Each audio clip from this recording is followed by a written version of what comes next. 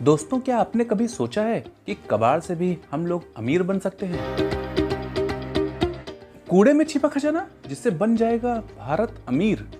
दोस्तों, आज का जो न्यूज़ है वो कुछ ऐसा ही होने वाला है। आइए देखते हैं क्या है न्यूज़। शुरू करते हैं आज का video. Hi friends, this is ABJ and you are watching YouTube channel ABJ extreme.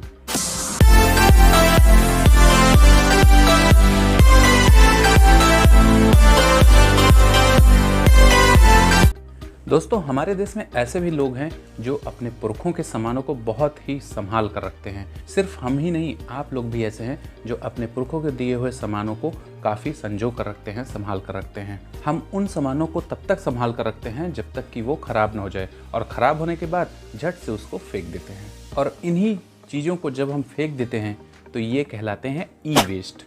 E waste आज बहुत बड़ी समस्या हो गई है।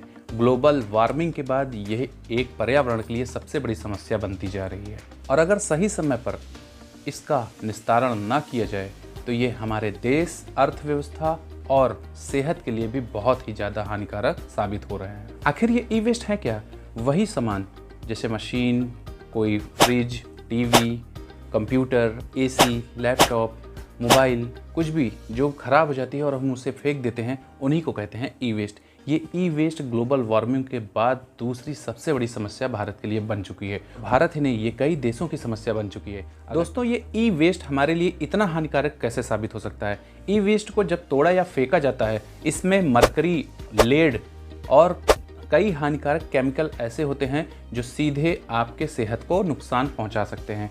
अब आप सोचेंगे ये सीधे नुकसान कैसे पहुंचा सकते हैं? दोस्तों, ये हवा के माध्यम से और जल के माध्यम से सीधे हमारे शरीर में पहुंचते हैं। ये जो लेड और क्रोमियम और इस तरह के जो जहरीले तत्व हैं वो मिट्टी की उर्वरता को नष्ट कर देते हैं, और वहाँ से उत्पन्न होने वाले अनाज सीधे हमारे शरीर में जाते हैं, जिसके कारण किडनी और लीवर के कैंसर आज बेहद गंभीर समस्या से लोग इससे जूझ रहे हैं।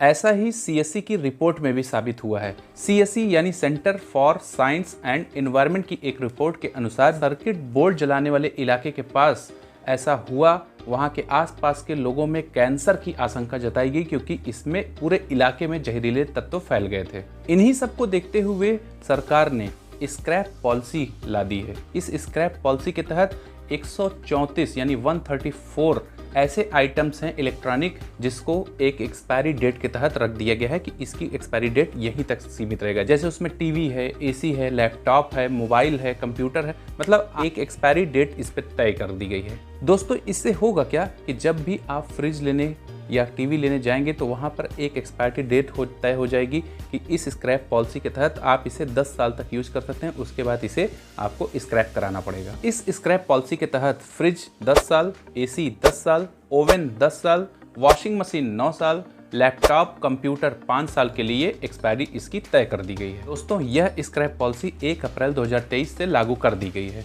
और इस स्क्रैप पॉलिसी के तहत ceiling fan, fridge, washing machine, oven, laptop, computer सभी एक समय के बाद बेकार हो जाएंगे और इसे स्क्रैप करवाना पड़ जाएगा। अब आ जाते हैं मुद्दे पर कि इससे हम अमीर कैसे बन सकते हैं। दोस्तों, ऐसी बहुत सी वेबसाइट हैं जो आपके घर खुद आकर ई वेस्ट को उठाकर ले जाएंगी और आपको अच्छे दाम उसका देंगी। आपके ई कचरे को यानी ई वेस्ट को उठाने के लिए कुछ कंपनियां ऐसा काम करती हैं, जैसे e waste India, zero waste and scrap India.